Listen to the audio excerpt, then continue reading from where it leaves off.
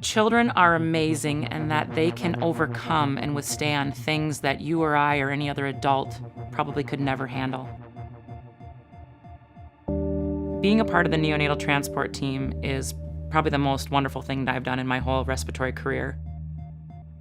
Every time we go out to get a baby, we're bringing them back to Children's so that they can get the expert care here. We don't have to wait for the child to get here. We actually get to go start the care right wherever that child is at.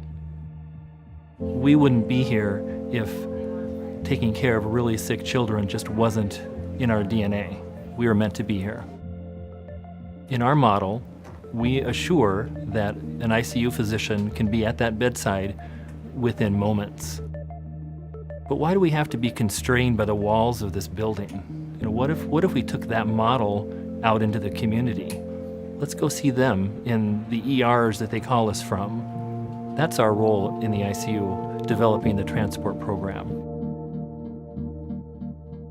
Approximately 15% are done by air. The other 85% of our current transports are done by ground.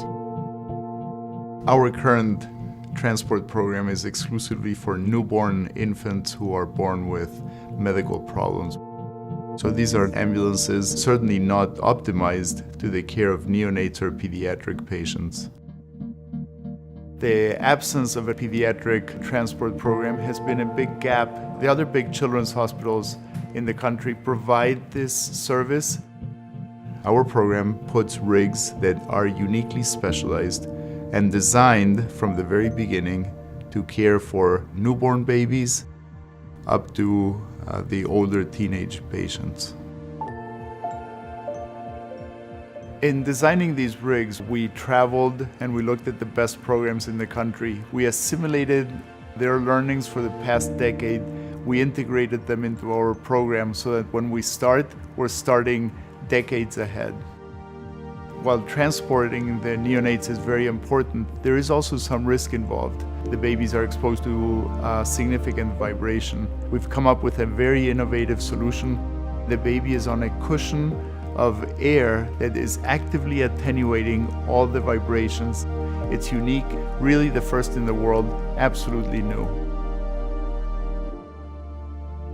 Now when we go out on neonatal transport, we're actually taking the patient away from their parents. We will have to say our goodbyes, let them kiss their child, and with these new rigs we can safely transport a parent along with the child in case we have any questions about the situation or if anything were to go awry, they are right there with them.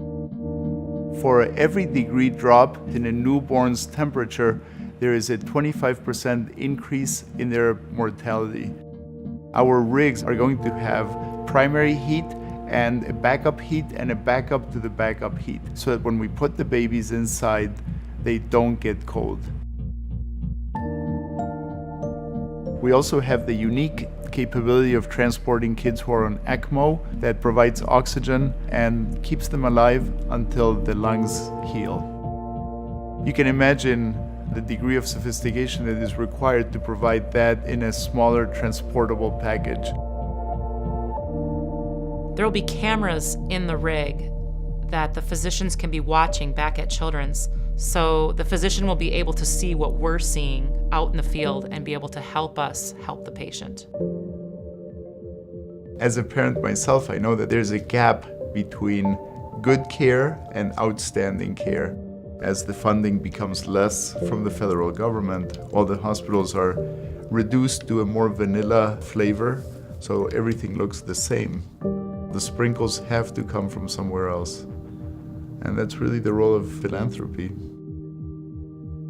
Children's Minnesota and its development of a pediatric critical care transport team fulfills an unmet need because there are children in the region who need our help. We're going to soon take delivery of our first rig. At 900 to 1,000 patients a year, one rig will certainly not be sufficient.